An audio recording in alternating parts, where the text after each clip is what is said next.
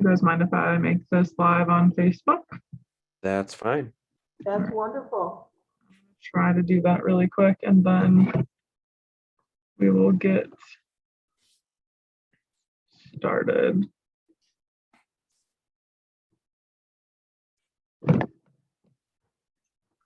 Thank you everyone for coming. We're going to start in just a minute.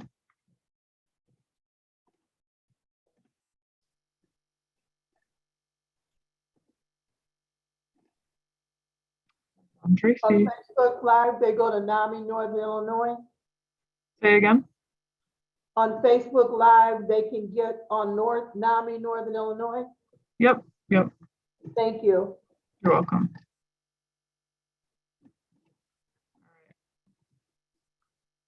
We are live. Tracy, let me try to get your video up here.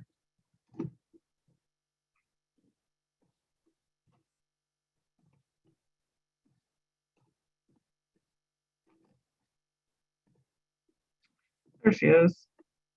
All right, we will get started. Okay, so hi everyone, my name is Danielle Angelari and I'm the Executive Director of NAMI Northern Illinois. And for those of you who are not familiar, we're an affiliate of the National Alliance on Mental Illness that serves Winnebago, Boone, and surrounding counties. We do this through offering support, education, advocacy, and hope to those touched by mental illness, as well as our community as a whole. So I just wanted to start with some updates on our end. January 11th marked the beginning of a NAMI Northern Illinois membership drive. So from individuals with lived experience to families, to leaders, to business owners, we need you. It really takes our whole community to change the state of mental health care here and to support those touched by mental illness. So it's just as important to us to foster our relationships we already have as to grow them. So the top 3 individuals that are current members that bring in the most members will win a cool prize at the end of the month. So if you're interested, I'd be happy to drop some links in this chat box as I'm going along. Our next webinar's topic will be mental health court, or the therapeutic intervention program here in Winnebago County. Honorable Judge Janet Holmgren of the 17th Circuit Courts and Emily Banke, Deputy Court Administrator of the Problem Solving Courts, will present on February 8th at 5:30 on the history, eligibility, and benefits of mental health court. I will also drop the registration link in the chat box. Another announcement for you guys, if anyone that you know or yourself is a loved one of a adult living with a mental illness, registration for our family education courses, both in English and in Spanish, are open. They'll begin at the middle of March. So research shows that this program significantly improves the coping skills and problem-solving abilities of people closest to the individual living with a mental health condition. Again, I'll put the registration link in the chat, followed by an updated link to our most current support groups. And I would also like to mention we are having a little fundraiser at Jason's Deli on February 10th from 5 to 9 p.m. So keep that in mind too. But now on to our afternoon's presentation. Thank you guys for coming. So have you ever listened to someone talk about their life and thought, oh, someone has been through that too? I thought it was just me. So finding similarities with other people help us live happy and healthy lives. Your life may feel ordinary to you, but it might seem extraordinary to someone else. Every story shared is a chance to make someone feel less alone. Telling your story can embrace your personal growth not only for yourself, but also for those who choose to actively engage in this journey with you. Sharing your experiences with others gives them the courage to share their stories too. They may feel intimidated or afraid to talk about their experiences, but seeing someone else do it can give them the confidence they need. Talking about your experience and about what is important to you is an easy and effective way to create progress in your own story. And it's important to provide platforms and inclusive outlets for people to share these stories. And that's why we love this presentation as well as our presenters. So I'd like to introduce you to a few wonderful NAMI in our own voice presenters. And I think we're gonna start with Tim this afternoon. So Tim is a coffee lover, video editor, and techie. Tim never thought his story was anything special, but he couldn't have been more wrong. The truth is that stories change lives, maybe more than anyone else could have thought. His story is your story and yours his. His hope is by telling you a bit of his tale, it can help you in whatever way that it can. We're all connected and all our stories matter. All of them are powerful. Tim, I'm going to let you have it. Okay. Well, hi everyone. Thank you for being here today. I'm Tim. I'm 29 years old now. 30 is coming up quick, and I'm not excited. 28. I'm sorry. I'm messing my own age up, but 30 is still coming up quick, and I'm not excited. I'll be 29 this year. I, like Danielle said, I'm a coffee lover, video editor, animal lover too. I'll start my story kind of in the middle here, where things kind of all hit the fan. I've been diagnosed with anxiety and depression. And most recently, just actually 2 months ago, I was diagnosed with PTSD as well. Basically, what happened was in the fall of 2012, I had a bad adjustment period to life after high school. I was having massive panic attacks every day, sometimes averaging 3 times a day. I also had really bad anxiety, and my depression was just going downhill for me. Depression is something I've dealt with pretty much my whole life. Anxiety even longer. I've had anxiety attacks and an anxiety disorder since I was probably 5 years old. I have been in counseling and seeing a psychiatrist since around that age as well. I've also been diagnosed. I'm on the autism spectrum. I don't necessarily view that so much as a mental health condition, more so than the other stuff. So I'll focus on the other stuff more. But basically, my story really starts to take shape around a year before fall of 2012, my senior year of high school, where I was really firing on all cylinders. It was like the happiest time of my life. And I was just thinking the other day, preparing for this, how my life seemed to crash in a day, how fast things can change. You know, there's a song, I think it's by Matt Carney. There's a line that goes, "We're all one phone call from our knees." And that's what happened to me. One day I was on top of the moon, literally the highest point of my life. And the next day I'm in the fetal position in my room having a panic attack. What a panic attack feels like, it's basically like having a heart attack. If you don't know what it's like the first time you experience it, you really don't know what's happening, and it scares you. You feel like you're dying. After that panic attack, I kept having them, sometimes 3 times a day, like I said earlier. And this all culminated in I graduated from high school, and then that summer I was having more and more panic attacks. They kept increasing in number. And come fall of 2012, my first semester in college, everything was really just going really wrong. I was angry, I was anxious, I was skipping classes, something I had never done in high school. I was like a model student in high school, and in college I was just not doing well. By that winter, I was pretty much done. I felt like my life had no meaning. I felt like I was going nowhere. And actually, in just a couple days from now, on January 24th, it's going to be the 9th anniversary of the day I almost died. I attempted suicide on January 24th, 2013. And if you want to talk about a life-changing experience, that's the moment on which my entire adult life hinges on. It was horrible. I don't want anyone to ever go through what I went through. But when I come to think of it, there's one thing that I think would have stopped it. And that's somebody noticing that I wasn't okay. Somebody looking at me and going, "Hey, Tim, you okay?"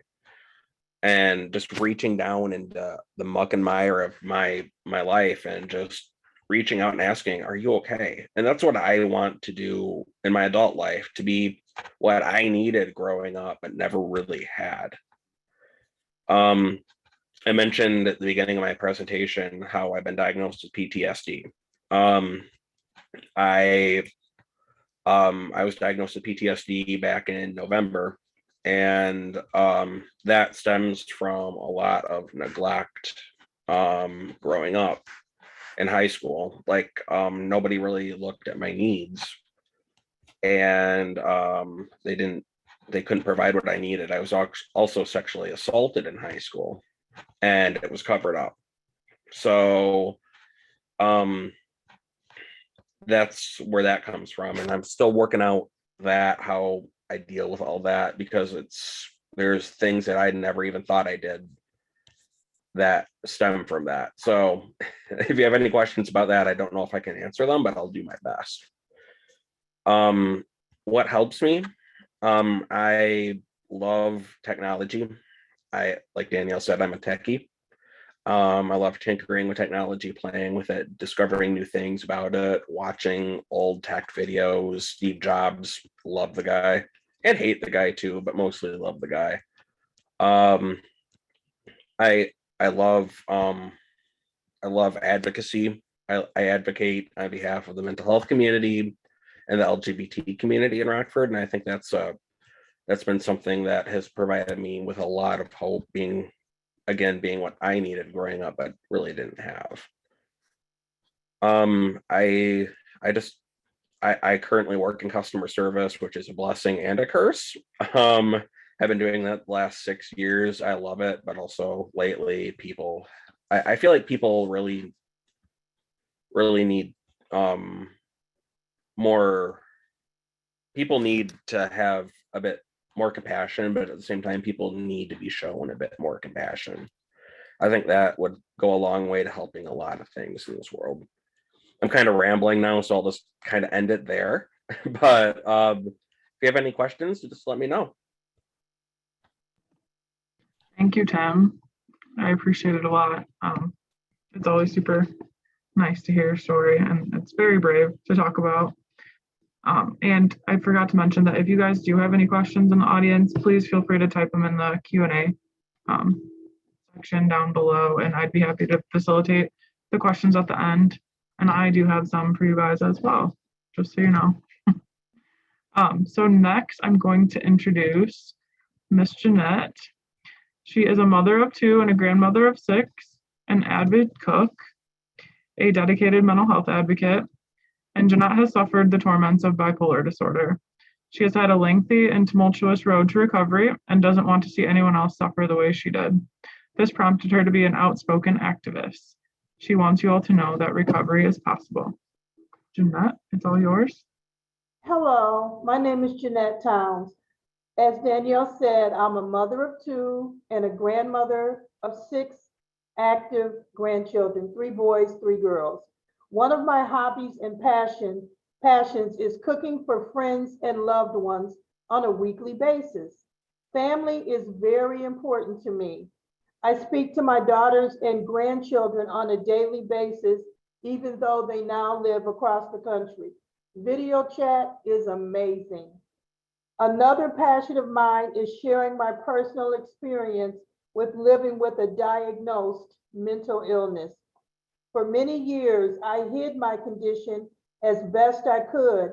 Then I was encouraged at some point by a childhood friend to help educate and encourage others on their journey. Mental illness affects everyone.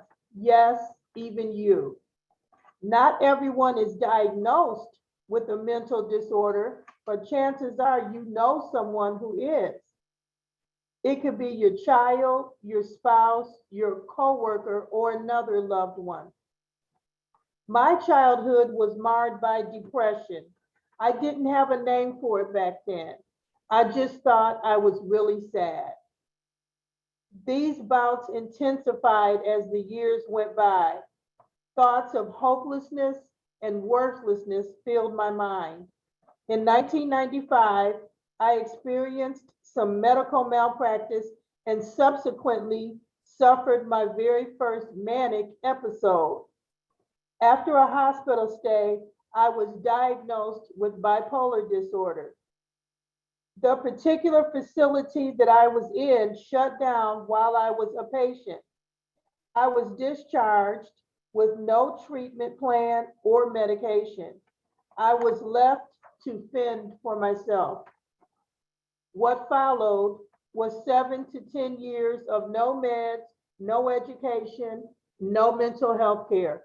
To me, bipolar disorder is a cruel, heinous, and insidious disease. I know. I've survived its torments. I was in denial for many years after my initial diagnosis. I truly thought that I was sane and that everyone else was wrong. As time went on, the bouts of mania intensified. I exhibited risky behaviors such as hypersexuality. I had unprotected relations with multiple partners. I divorced my husband of 18 years while I was manic. He was a minister. After that, I married a convicted felon and divorced him twice. I had strained relationships with my entire family. After one extreme manic episode, I would sink into increasingly deeper and deeper depression. When someone close to you suffers, it will also affect you to a certain extent. Mental illness puts a strain on the entire family. The affected individual may experience massive mood swings, have an inability to sleep. They might hear audible, destructive voices from time to time, or have severe depressive bouts. Suicidal thoughts may be prevalent. At times, mental health issues may mimic drug abuse. And sometimes the person may be actually self-medicating with drugs and alcohol, compounding the issue. Almost 10 years after my initial diagnosis, I was hospitalized again after repeated law enforcement involvement. During these dark years, I was even homeless by choice a few times.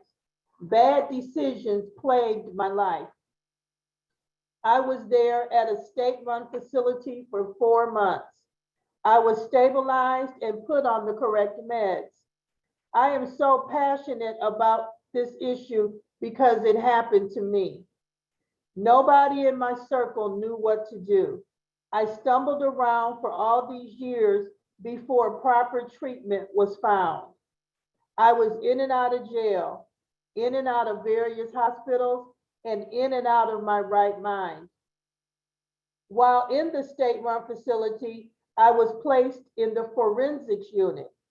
I saw mentally ill people who appeared to be normal. One client was a doctor who murdered her 2 sons while they played video games. I saw a staff who truly cared.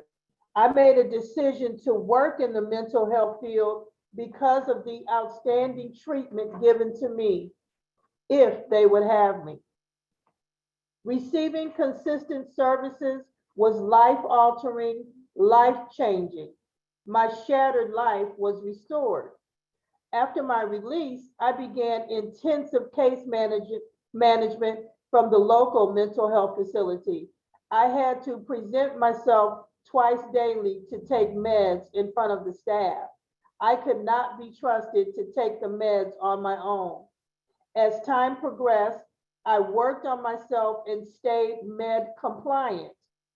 The staff of the clinic took note of me. After a while, I was offered a full-time job at the clinic. I replied, "Have you seen my chart? Do you know who I am?" The reply was yes, and we think you are ready to re-enter the workforce. I was hired and entrusted to care for 8 chronically mentally ill patients a day.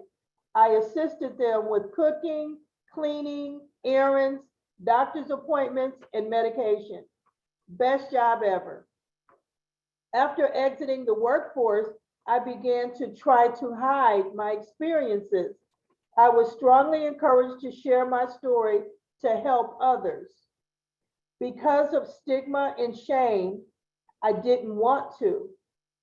After I got over myself, I outed myself. I began to talk to people one-on-one. I put my story on social media. Then there were articles about me, interviews on YouTube. I became a public speaker. I was on TV a couple of times.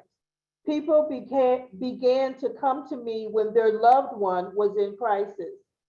I became a mental health advocate and activist. I joined NAMI, the National Alliance of Mental Illness. I speak in churches, on Zoom, or in person to share my experiences or teach seminars. I've been involved in the first responder training as well as helping train doctors on how to treat those with mental illness. Recently, I published my first book entitled When Shattered Lives Become Whole. It is available on Amazon. My life is stable and fulfilled. All of my strained family relationships have been restored. I am grateful for every day. Help, support, and recovery do exist. I am grateful for everyone who assisted me on my journey. Thank you. At this point, I would like to read an excerpt from my book. I don't know if you can see it. I'm going to take a sip of water first.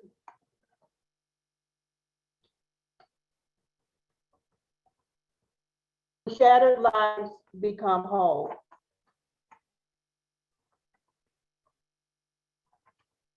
Chapter 1, at my lowest point.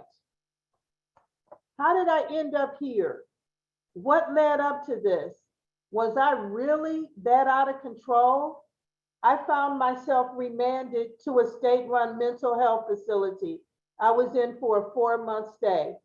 After several stints in the county jail, I was declared unfit to stand trial. So I was placed in the forensics unit. The exact details of my repeated involvement with the criminal justice system are not sharply etched on my brain anymore, probably to assist me in preserving my sanity. Mulling over your repeated failures and shortcomings is the stuff of nightmares, at least for me. So there I was, out of control, wild, animated, and manic. Being around me at that time was unpleasant and totally exhausting for those around me. I had seemingly boundless energy. I didn't have much need for sleep at all, to the point that I was easily up for days at a time. I had pressured speech. I had flight of ideas. In other words, I couldn't shut up and I switched topics every few seconds. Nobody could keep up with whatever I was babbling about. People couldn't wait to get away from me. As far as I can remember, I was transported by a sheriff. The ride from my hometown took about 1.5 hours. I pity the law enforcement officer that had the task of being my captive audience. What did I talk about? Did he answer me? Probably not, because I was in my own world. So I'll just stop there. And that's just a little bit of my first chapter. And I thank you for listening. Thank you, Jeanette, my activist. We're so happy to have you always with NAMI. And finally, last but not least, I would like to introduce Miss Tracy.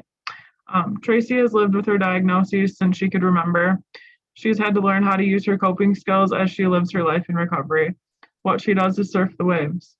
Whenever a challenge comes, she uses her skills to accept what's come, move towards what's next, and find solutions. She loves to give back to her community by advocating and educating others. Miss Tracy, it's all yours.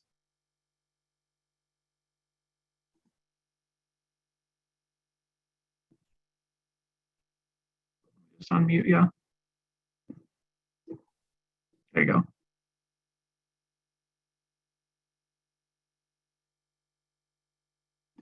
Hold on a sec, we can't hear you.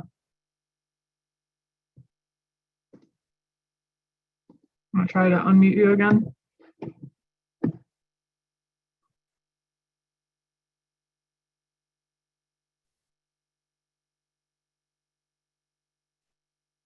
I cannot hear you.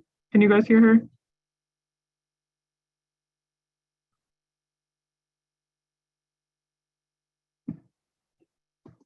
Oh, did you call in on the phone? Here, wait. How about now?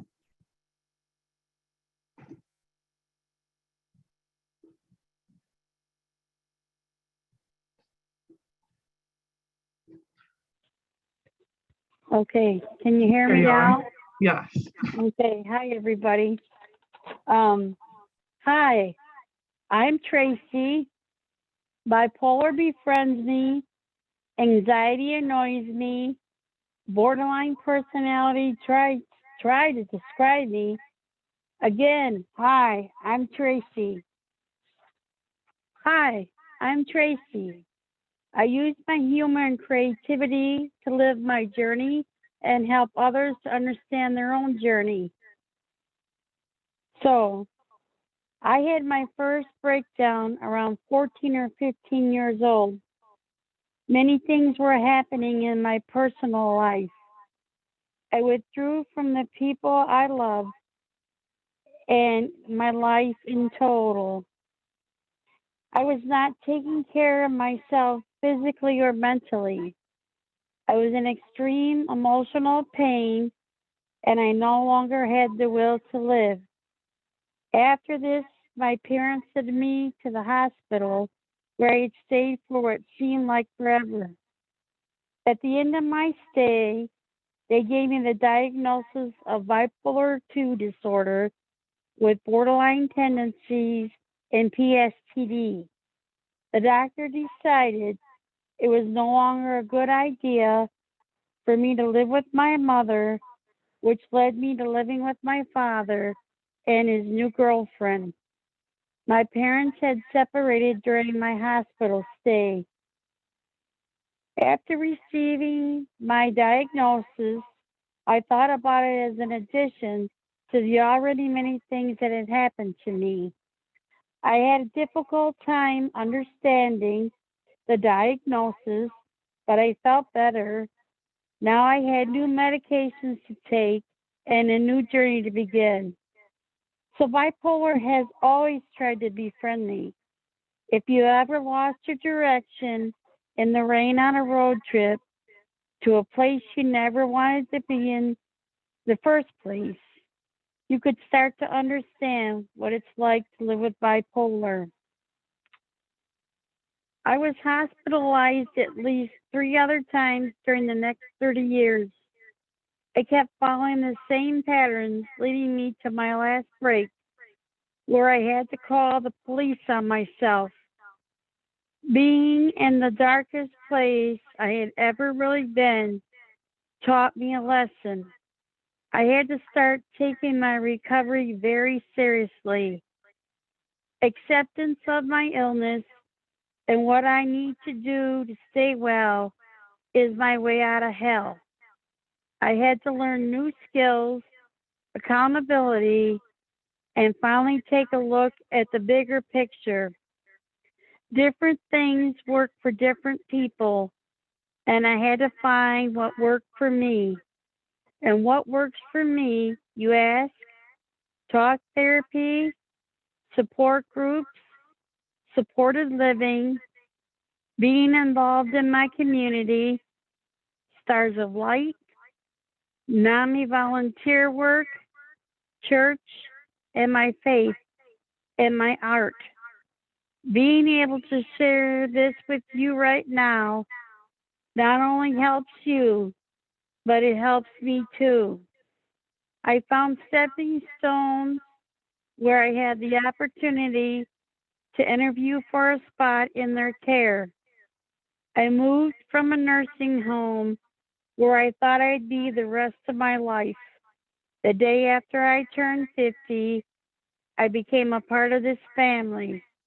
It is a great place for me. I have a lot of different types of support in my life of my treatment facility.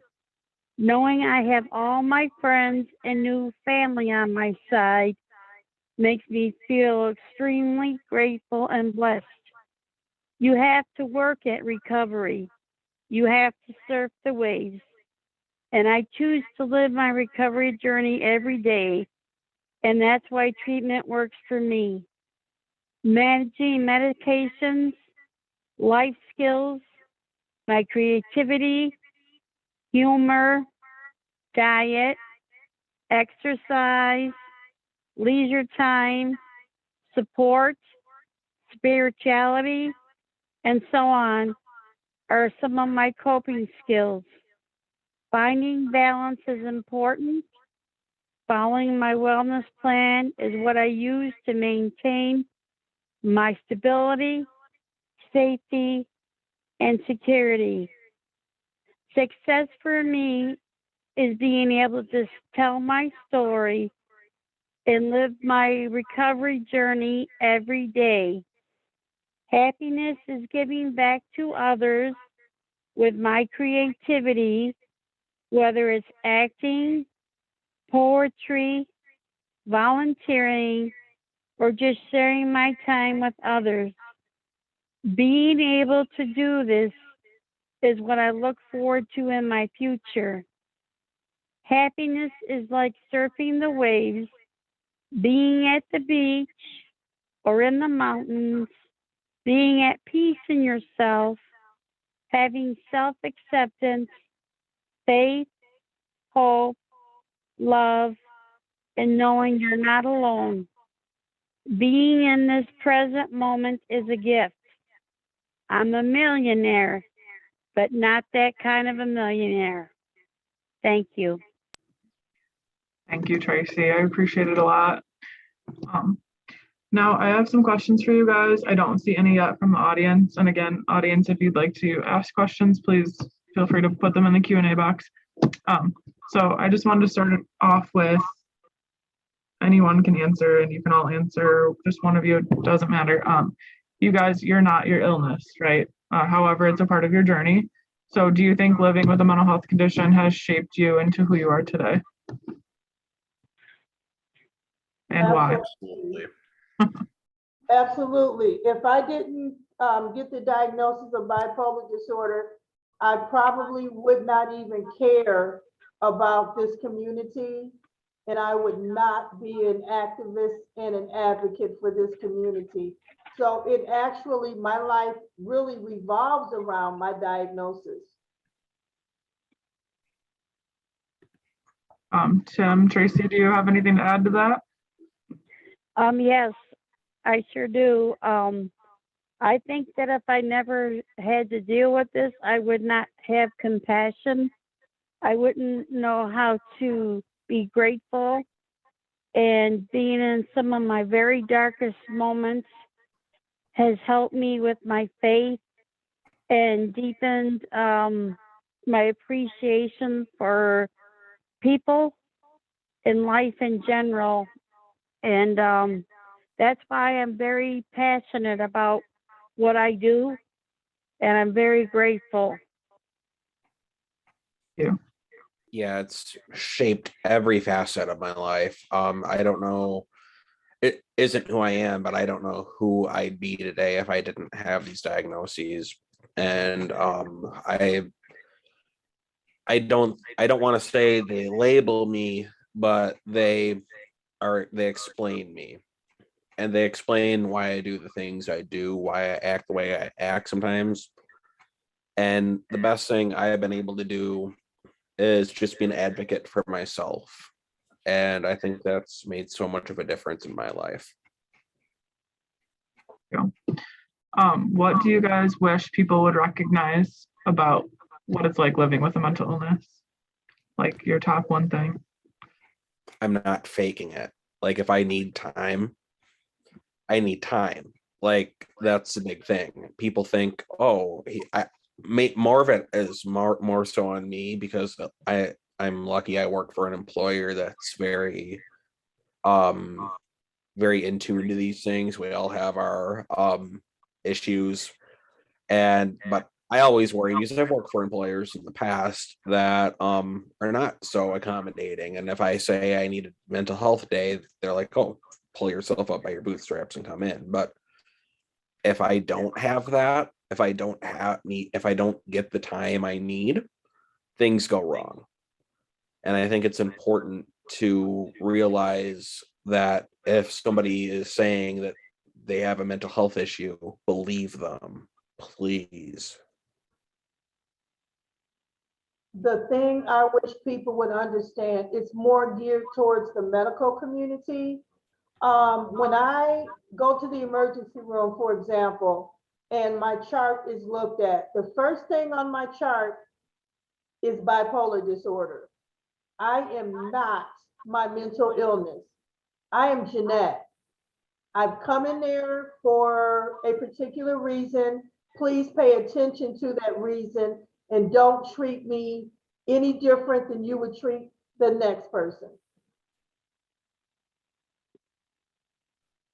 Yeah, Tracy, do you have anything to add? Yeah, I would like to add that, yes, bipolar befriends me, but I'm Tracy.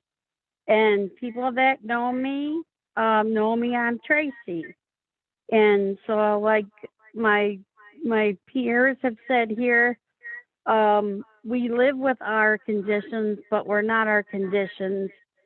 And we deserve the same respect and dignity to be treated that way. And I'm a very much of an advocate for that. Thank you. So I guess piggybacking off of that, Jeanette, you kind of gave a little nice leeway. In what settings do you guys feel most misunderstood? Just generally. Okay, a long time ago, over 10 years ago, maybe 15 years ago, I had a psychiatric emergency and I went to a particular hospital where there was a guard at the door.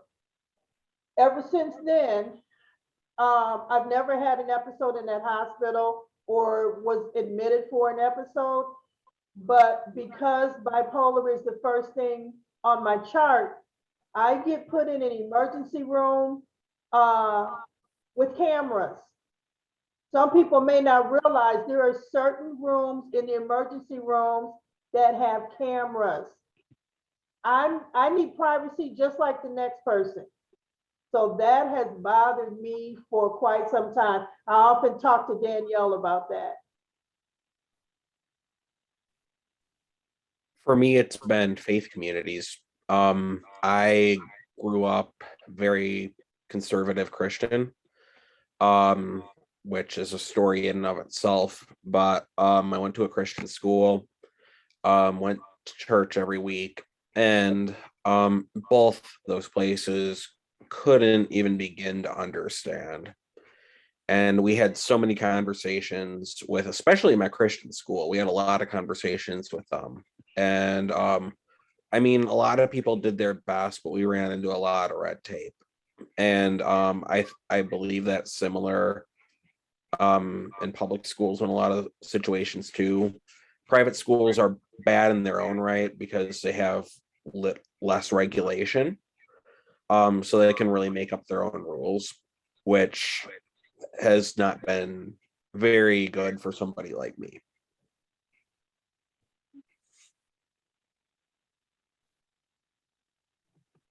Tracy, do you have any setting where you feel misunderstood? Well, I think when I use my humor and how I look at my business with my dealings with it, I mean, I accept that I live with bipolar. And when I say it befriends me, it's part of who I am, but it doesn't define who I am. And to bring awareness to that and support and help others along their journey, yes. And I've had some dealings like with the police, and I've never been in trouble with the law, but I'm willing to educate them and reach out to others, because I think everybody has mental health and we all need to be together and get on and work together to empower one another and encourage. Thank you, and thank you for answering that question in the chat. Well, again, piggybacking off my previous question, if there was one thing you could change about our current mental health system, what would it be and why? I'll answer that.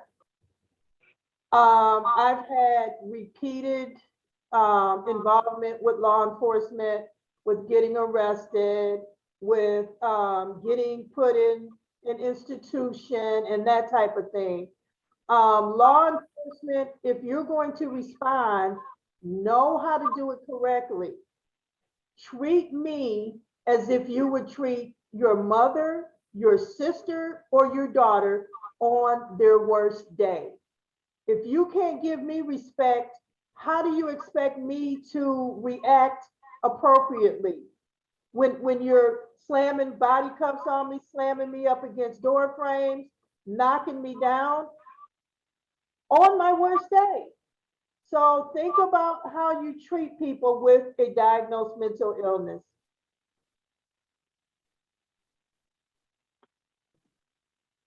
Yeah, I don't speak on this very much, but I'll answer this question too. I had an interaction on my worst day with law enforcement as well. When I had just attempted suicide, I was at my psychiatrist's office actually, and I almost did it again, like at my psychiatrist's office. So he called the police, or he called an ambulance and the police, and the police handled it, as Barack Obama would say, stupidly. They came in and I thought I was being arrested. They didn't explain anything to me. On my worst day, they put me in handcuffs, which honestly totally unnecessary.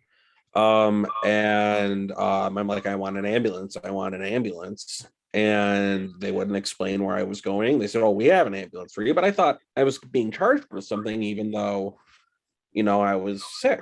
And they didn't treat me like I was sick. When we got to the hospital, the police officer told me, no, don't try to run, because if you do, I'll punch you in the face. So yeah, I'm happy that the city of Rockford has added the co-responder program, but there needs to be a lot more done on this issue, and it's something that I'm really passionate about, and I know some people have it far worse than me. So yeah, it's something that I haven't talked about much, but I'm determined to talk more about as I get older. Yeah, you both. That's very valid points. Tracy, have anything to add there? I do believe one of my experiences when I was brought in by the police to the emergency room was they were cleaning out my bag or whatever I had packed, and they had said to me, have you been in jail? And I'm like freaking out already, and no, sir, I never want to go there. So it was like, I don't feel that they understood.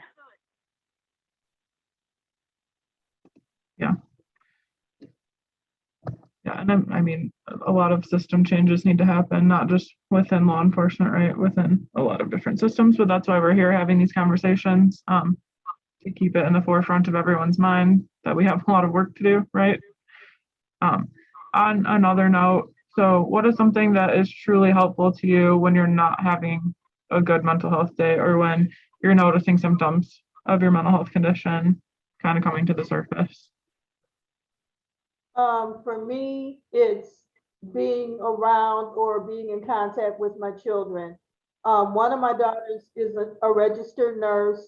The other one's a business owner, but because they know me so well, if I'm beginning to go off the rails, they will immediately let me know. They don't want to see me go back to 19 whatever. when I was really, really ill. It was terrifying to them. So if they see mood swings or they see some depression, if they see some mania, they immediately talk to me about it. And then I correct the action, whether it's a med change or, whatever. But I've been out of facility since 2004. So, but they still support me every single day.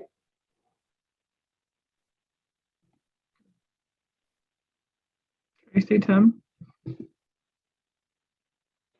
What was the question one more time, just so I'm aware?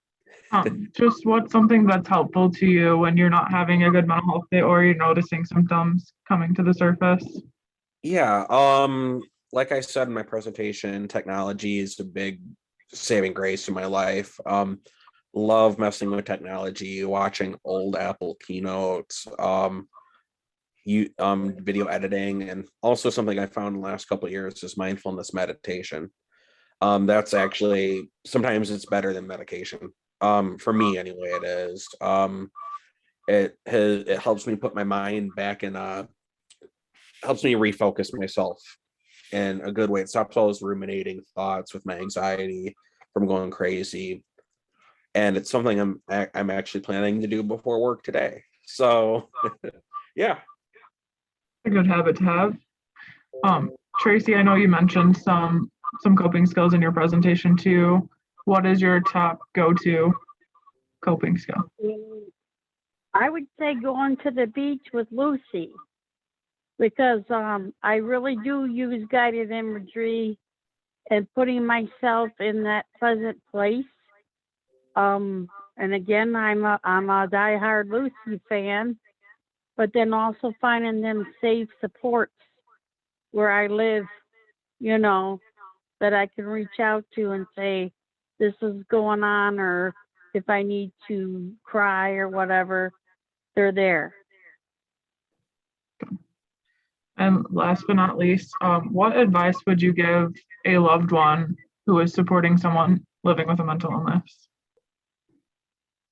I would tell them to reach out for help. If the first person you talk to is not helpful, keep going. Call NAMI, call an organization that deals with mental health, and don't stop till you get it.